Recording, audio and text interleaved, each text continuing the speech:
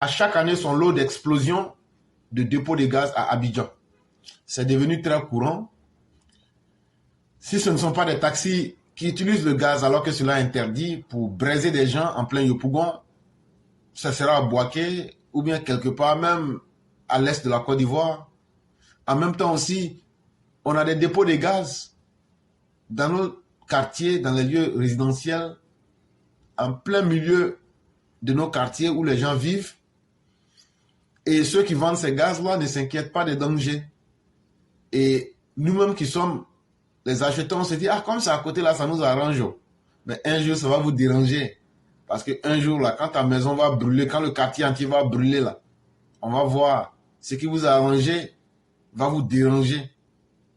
Explosion de dépôts de gaz domestiques par-ci et par-là. On aurait dit que chaque année, la catastrophe se répète. Avec cette tendance malveillante de devenir un lieu commun, ne suscitant pas d'empathie véritable, quel que soit le bilan des dégâts qui en résultent. On se contente de relever l'incident sans plus. Pourtant, le fait reste anormal en soi. En tout cas, loin d'être la marque ou la résultante inévitable d'une modernisation sociétale positive, pour une jeune capitale économique qui se construit, c'est plutôt la conséquence d'un véritable laisser-aller, constatable dans le domaine pourtant hautement délicat de la commercialisation du gaz butane en Côte d'Ivoire. Une délicatesse liée aux précautions qu'exigent les différentes manipulations de cette énergie inflammable.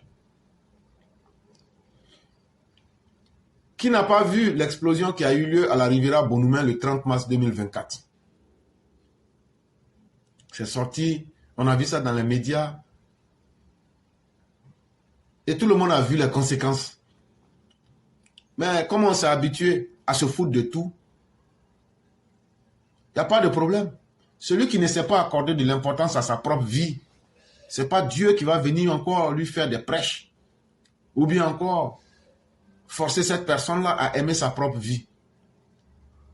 Et donc chaque année, il y a des dépôts de gaz domestiques qui brûlent en Côte d'Ivoire. Et chaque année, ça se répète. C'est devenu tellement habituel que ça ne suscite aucun sentiment. C'est quand ça se passe, on se dit, bon, c'est fini, c'est arrivé, on passe à autre chose. On attend pour l'année prochaine ou on attend pire que ce qu'on a vu. C'est devenu normal dans notre quotidien. Pourtant, c'est quelque chose qui n'est pas du tout normal. La capitale ivoirienne, là, est constituée de personnes humaines. Mais le gaz est un produit très dangereux. Le gaz est un produit qui peut brûler tout un quartier ou même plus. Mais, à part la Pétrosie, une fois que le gaz sort du circuit de l'État et qu'il est dans les mains des particuliers, qu'il est dans la main des particuliers, tous les scénarios les plus mortifères sont à envisager. Les scénarios morbides de ceux qui ouvrent à nouveau les bouteilles de gaz pour faire du transvasement.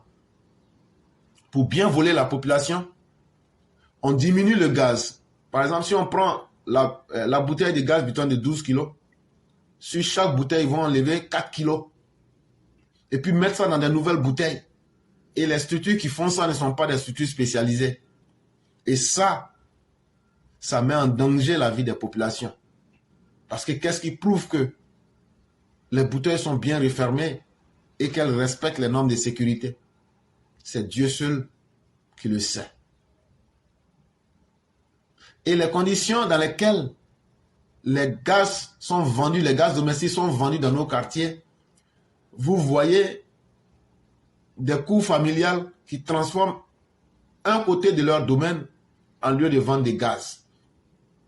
Ces gaz sont mis dans des conditions qui ne respectent pas les normes. Souvent, c'est une salle très chaude ou en tout cas des conditions extrêmes qui ne respectent pas les conditions parce que ceux-mêmes qui vendent, il n'y a aucune formation, il n'y a aucune explication, il n'y a aucune expérience qui leur est donnée avant de leur donner le droit de vendre ces gaz-là.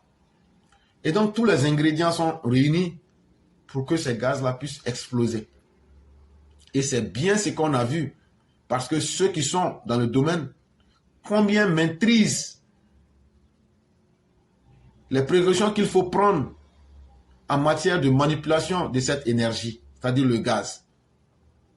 Et donc, comme cela n'étonne plus personne, le 30 avril 2024, à la Riviera Bonoumen, il y a encore, avec des détonations qui font raviver dans la mémoire les traumatisantes et lourdes conséquences de nos guerres que nous avons déjà connues en 2010, tellement les bruits étaient forts, certains ont pensé même que c'est la guerre qui avait encore débuté à nouveau en Côte d'Ivoire.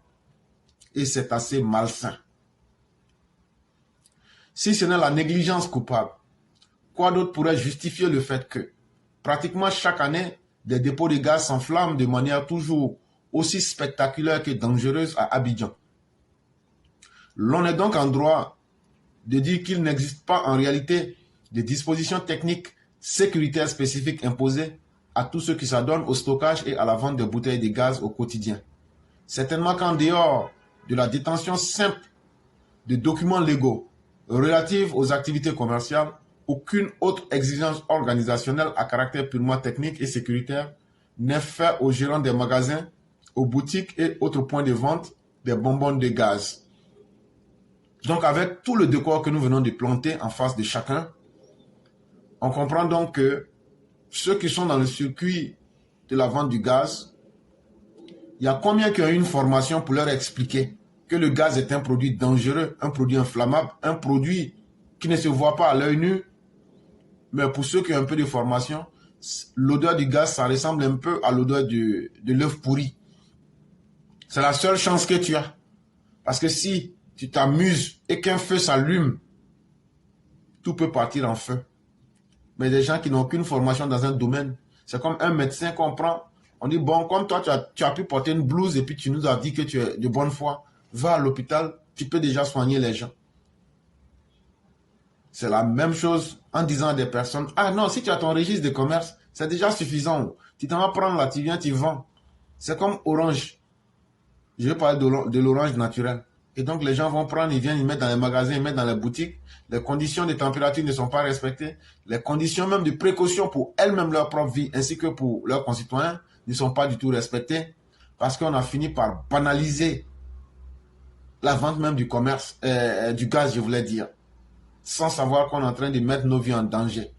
Il n'y a aucune rigueur administrative qui suit, alors que l'autorité devrait relever et combattre la mauvaise gestion des conditions dans lesquelles sont entreposés et gérés les bonbons.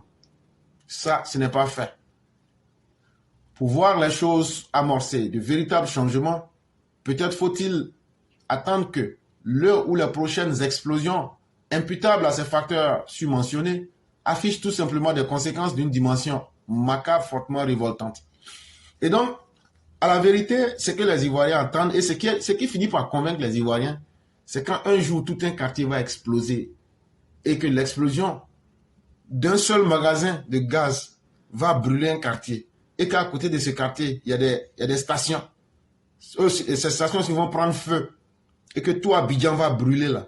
C'est ce jour-là qu'on va se rendre compte que vraiment l'irresponsabilité de nous tous, nous-mêmes en tant que population et de nos dirigeants, surtout les gens du ministère du Commerce, l'irresponsabilité de nous tous, voilà les bénéfices qui sont en face de nous. Peut-être le jour qu'on va en arriver à là et que tout le monde va perdre, c'est ce jour-là qu'on va mesurer la dimension du drame et puis dire que vraiment on va faire quelque chose. Parce que chez nous en Côte d'Ivoire, tant qu'on ne perd pas gros, on ne prend pas conscience. Et chaque fois qu'il y a un élan de solidarité, c'est chaque fois qu'il y a un malheur qui est très grand, et tu vois les politiciens venir distribuer des sommes de 50 000, 500 000, ou bien 200 000, 300 000, soit disant qu'ils sont venus pour amoindrir ou bien pour étouffer le choc des sinistrés. Est-ce que l'argent peut remplacer une vie? Donc toi, ta vie, là, ça ne coûtait que 50 000. Ta vie ne coûtait que 200 000. Et en réalité, ils viennent pour faire du spectacle politique. Et ça, c'est la marque déposée même. Que ce soit des opposants ou même des gens du parti au pouvoir, c'est leur marque déposée. Dès qu'il y a un malheur, tu les vois en train de courir Ah non, on est venu ici, on a donné 500 000, hein? On a donné 500 000. Ça ne vous fait pas honte? Est-ce que vous avez joué votre responsabilité pour informer cette population, pour lui dire voilà les dangers que vous courez? Non, non, non. Mais c'est en temps de malheur, tu le vois, venir faire leur promotion pour qu'on dise demain, tel politicien est gentil, hein? Dès qu'il y a malheur, eux sont là. En réalité, vous êtes des saprofites. Ça veut dire vous vivez sur la pourriture. C'est grâce à la pourriture sociétale que vous arrivez à prospérer. Au lieu de chercher à convaincre les gens avec vos capacités de faire du bien pour elles, vous les convainquez en utilisant leur malheur pour faire votre bonheur. Vous êtes en fait des croque-morts. Des changements de mentalité qui seront axés sur la sécurisation effective des conditions dans lesquelles le commerce du gaz est fait. Rappelons que le commerce du gaz doit être fait dans des conditions hautement délicates et surtout pas par n'importe qui et pas n'importe comment. Espérons ne pas en arriver là pour rompre avec le cycle annuel des explosions infernales, des explosions de dépôts de vente de gaz butane à Abidjan. Nous y reviendrons à travers une enquête ambitionnant de détailler les circonstances dans lesquelles ces explosions ont lieu dans certaines communes d'Abidjan, avec une mise en exergue des facteurs favorisant surtout. C'est donc une analyse que nous avons trouvée sur le banco.net pour interpeller encore une fois nos populations des dangers dans lesquels elles s'exposent. Parce que de toutes les façons, quand les conséquences sont déjà là, il est déjà trop tard. Et à partir du moment où il est trop tard, ce sont les populations qui sont en face de ces réalités-là. Ce sont des personnes humaines qui meurent. L'État, lui, il est toujours ce pompier-là qui vient en retard et qui vient toujours se justifier. Ah non, vous allez parler, mais est-ce que nous, on n'est pas venu donner 50 000 ici quand votre quartier était brûlé?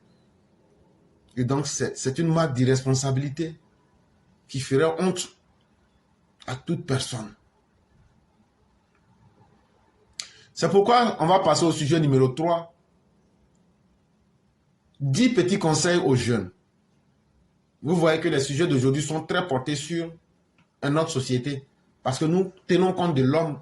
S'il n'y a pas d'homme, il n'y a pas de politicien. S'il n'y a pas de politicien, il n'y a pas de vie. Il n'y a pas de société. Et donc, il faut mettre l'homme au centre de toutes les réalités. C'est quand l'homme se porte bien qu'une société se porte bien.